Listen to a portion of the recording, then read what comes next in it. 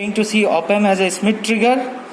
Now, when we are using op-amp as a Schmitt trigger, we need to connect our circuit in this manner.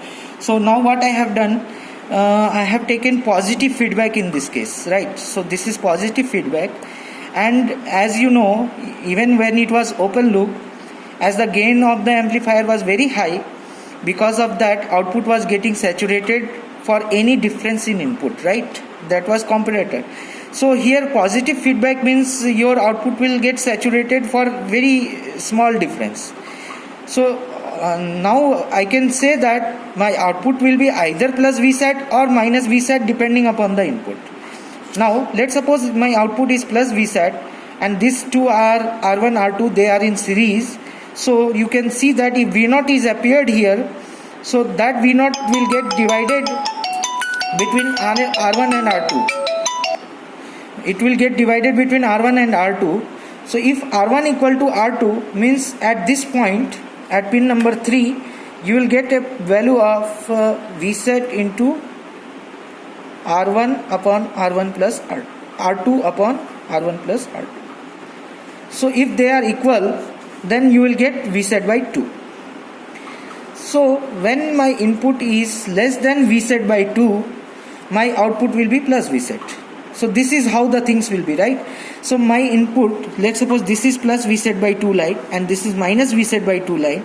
So here my minus Vsat will be active, as because my input until or unless more than plus Vsat, it will not go to negative. See, this input is more than this, means this input is more than this means minus Vsat. If this input is less than this means plus Vsat. So my output is first plus Vsat. So this is output. This is input. So output is RDF plus Vsat. Then plus Vsat by 2 was the comparating point, and then output goes to minus Vsat when my input become more than the output, more than the plus Vsat by 2. And now minus Vsat will be come into picture and minus Vsat will be there. So my input, whenever it will try to go beyond minus Vsat by 2, my output will again switch off. So you can generate a square wave using this. Now in this you are supposed to measure hysteresis loop. Hysteresis loop can be measured in this way. See, my input when it is starting from negative and going towards positive, my input is starting from negative and going toward positive until or unless it crosses plus Vsat by 2, your output will be plus Vsat, and then here it will go to minus Vsat. And if you keep your input like this, means it will continue to be like this. So it will enter from here and goes like this. Similarly, when your input is here, let's suppose your input starts from here, then it will go like this and it will go like this. So now to obtain hysteresis, we are giving sinusoidal signal. So now it will start rotating. So this is clockwise memory. So this op-amp as a Schmitt trigger, this Schmitt trigger is called to be clock memory. Because for memory, you required clock. So in digital circuit you might have studied memory. Memory will have, it will store in this clock fashion.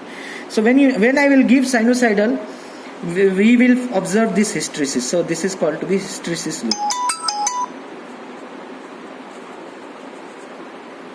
So now what I am going to show you,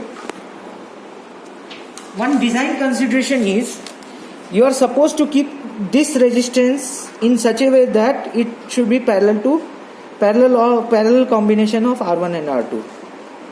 So now let's suppose I have connected this here.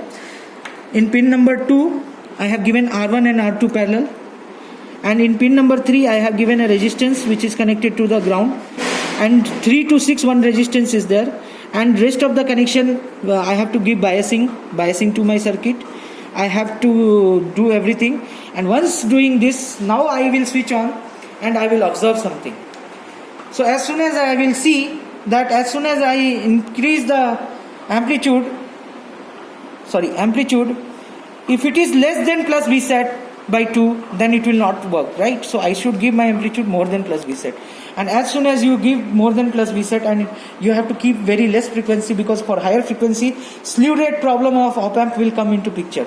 Now to observe, see, you got this, right? So here plus Vset by 2 was there, and it goes to minus Vset by 2, then it continues to be in minus Vset by 2. Again, when my input goes beyond less than minus Vset by 2, then it is plus Vset by 2, and this way it is switching. So you are getting a square wave. So Schmitt triggers are used to generate square wave. Now if I want to observe hysteresis, I will press this XY button. So now you can see I can observe the hysteresis, right? So now we can see the impact of frequency. So you can see as I am increasing the frequency, because of slew rate of device, my output is changing, right? So if you increase the hysteresis further, you will find that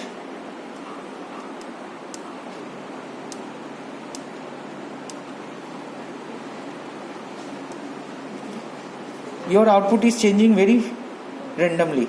So this is because of the slew rate of device. So I hope everything is clear now.